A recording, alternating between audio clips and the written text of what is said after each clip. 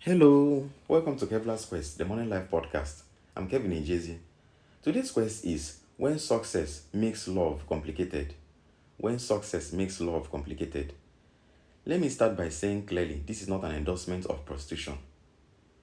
When I was younger, I used to judge men who paid for escorts and sex workers. I thought they must be desperate men who couldn't get women unless they spent money. And yes, some men fit that description. But over time, I realized that's not the majority.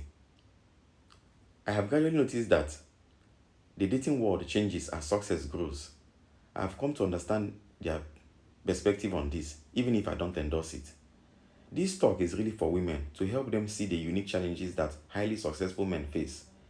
These are the men many women hope to meet and build relationships with. But unless you understand how success changes the economics of dating, it's easy to misread their behavior. Here's the truth. The higher your value in the dating market, whether you're a man or a woman, the more expensive traditional dating becomes. The most attractive women are the most successful men often end up pricing themselves out of the market. Take beauty for example. If a woman is extremely attractive, she gets endless attention, but also endless problems that less attractive women never face. People may roll their eyes and say, poor baby, can't handle being beautiful.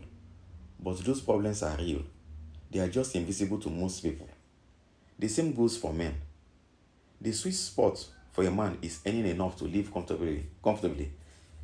Let's say high six figures or low seven figures a year. Beyond that, success brings problems that average men never experience. And just like beautiful women, wealthy men get little sympathy. People dismiss their struggles as champagne problems, but they are real. Now, what do I mean by champagne problems?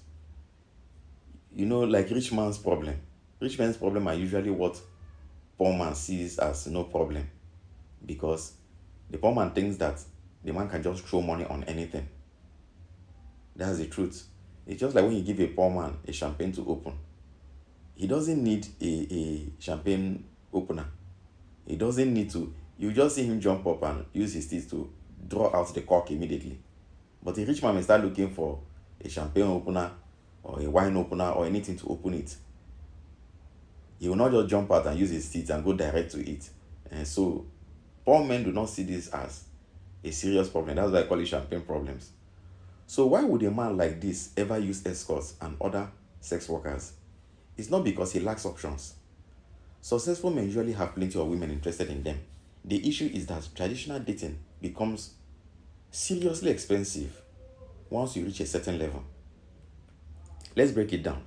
Imagine a corporate lawyer who earns about, let's say, 1.9 million naira an hour. If he spends an evening on a date, 3 hours plus transporting himself there, let's say that's roughly about 7.8 million naira worth of his time. And that doesn't include the effort of finding someone, texting back and forth, planning the date, and covering expenses that he has to spend on the date. After all that, there is no guarantee of chemistry or intimacy. For busy men working, let's say, 80 hours weekly, dating feels like another job, a job they pay to do. They have to be charming, funny, attentive, and emotionally supportive, all while hiding the fact that it's exhausting. And even the most confident men fail more often than they succeed. Meanwhile, women often underestimate how much emotional labor men perform.